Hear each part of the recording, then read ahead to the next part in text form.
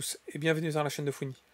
Les amis, vous avez été nombreux à réagir à mes dernières vidéos, beaucoup de commentaires, j'ai pas pu encore tout trier, mais en fait il y a beaucoup de propos qui reviennent, dont un qui est Martin Bacolé aurait pu continuer. Évidemment, je fais référence au match contre Joseph Parker quand Martin Bacolé s'est retrouvé au tapis. Alors, plusieurs choses à dire à ce sujet. La première chose, c'est qu'il y a eu un article de La Sueur qui est paru très récemment, dans lequel ils reprennent des propos de Martin Bacolé. Alors, j'ai pas vu en direct ces propos, je ne sais pas s'ils sont 100% légitimes, peut-être. Bon, s'ils rétorquent, s'ils mettent des guillemets et qu'ils citent, je pense que c'est le cas. Martin Bacolé dit que l'arbitre, ou le combat a été arrêté trop tôt en tout cas, j'aurais pu continuer. Il évoque le fait qu'il restait que 14 secondes, je crois, à la fin du deuxième round. Il aurait pu tenir 14 secondes et récupérer dans son coin. Je vais réagir à ces propos, parce qu'il y a beaucoup à dire à ce sujet. La première chose déjà, c'est qu'il n'était pas prêt pour ce combat-là. Il n'était pas prêt physiquement, même mentalement, puisque tout s'est fait dans une précipitation absolue. Donc il n'a pas pu se mettre dans le combat. Vous savez, c'est tout un travail psychologique et physique à une échelle qu'on ne peut pas imaginer.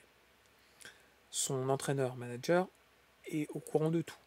Lui, il connaît la forme de Martin Bacolé, il connaît le contexte, les enjeux, etc.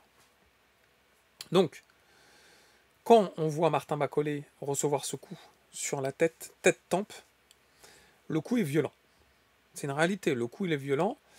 Les réflexes étaient entachés par un manque de préparation de Martin Bacolé, et il s'est retrouvé au tapis, chose qui n'arrive jamais avec Martin Bacolé, et lourdement au tapis, on voit il se relève, mais il se relève doucement, et à ce moment-là, il y a beaucoup de choses qui passent par l'esprit. Je ne parle pas pour le boxeur Martin Bacolé, mais je pense pour l'ensemble de son équipe, qui se dit que ce combat-là était un combat pas du tout prévu, un combat qu'ils acceptent pour les multiples raisons que j'ai évoquées précédemment, et je ne vais pas revenir sur ces raisons, mais que du coup, derrière, il y a quand même une projection sur l'avenir.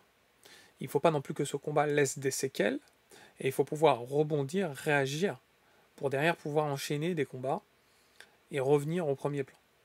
Donc, si Martin Bacolé se lève et que l'arbitre et que son équipe sont pour relancer le combat, oui, je pense que Martin Bacolé aurait pu résister à une estocade de 10-14 secondes de Joseph Parker.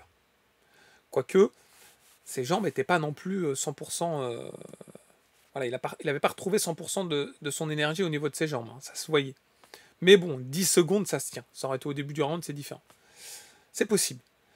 Mais derrière, elle aurait subi le combat. Je ne suis pas persuadé qu'il aurait pu 100% récupérer au début du troisième round. Ça aurait été quitte ou double. Soit il a récupéré et que maintenant il est un peu plus sur le qui-vive à éviter de se prendre des coups, soit il n'a pas récupéré et là c'est l'estocade et ça aurait pu être beaucoup plus violent. Et surtout les conséquences auraient été peut-être plus significatives pour la suite, et son entraîneur il a dû vite réfléchir à se dire il ne faut pas que ça ait d'impact sur le prochain combat. Ça a déjà eu un impact parce que le fait de recevoir un down comme ça et pas être clair au niveau de ses esprits pendant quelques secondes, même si c'est pas un vrai KO parce qu'il se souvient de tout, etc., c'est quand même, ça me met quand même une empreinte psychologique. Celle-ci étant pas extrêmement accentuée, je pense qu'il va pouvoir, on va dire, l'écarter pour pouvoir réaliser un prochain combat dans de bonnes conditions. Mais ça aurait pu être beaucoup plus significatif.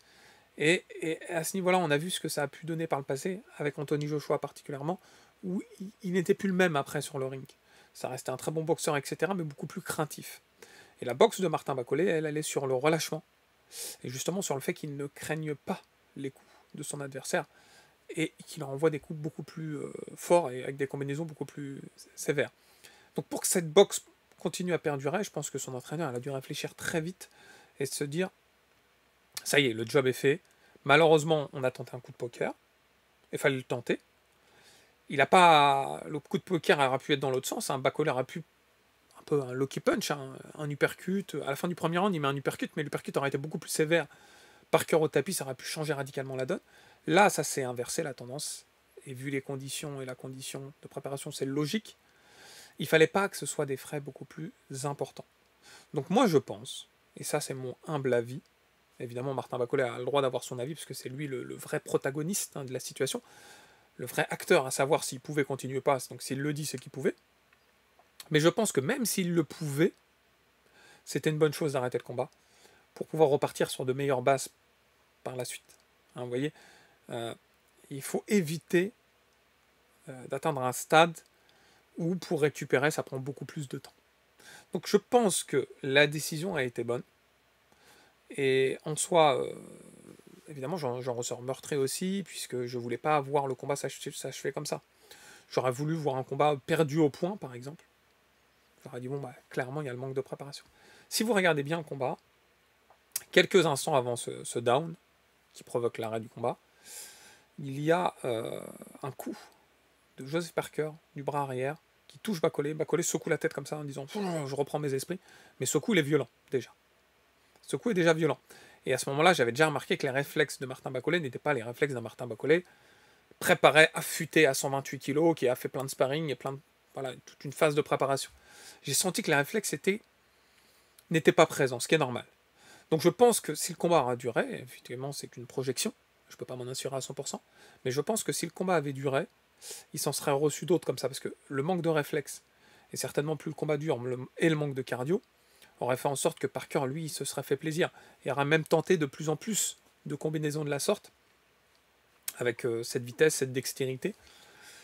Non, malheureusement, juste Martin Bacollet n'était pas prêt, mais encore une fois, j'insiste sur le fait qu'il fallait tenter sa chance, il fallait qu'il tente, c'est pas passé, maintenant oublions, je l'ai déjà dit, ressasser le passé, c'est une chose, on peut l'analyser, le passé, on peut analyser ce qui a cloché, etc.